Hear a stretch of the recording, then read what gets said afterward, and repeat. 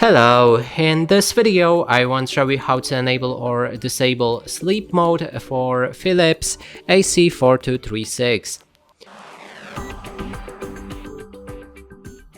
To do this, first you will need to open Philips AirPlus app, and inside make sure that your device is paired. If you're not sure how to do that, you can check our first setup video.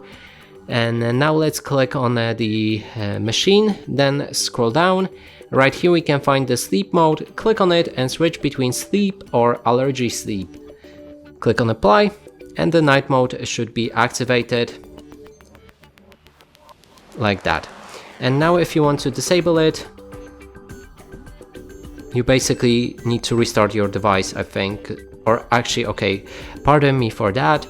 You need to change the speed on the left right here to disable the sleep mode and set, for example, speed 1, and as you can see it turns off normally.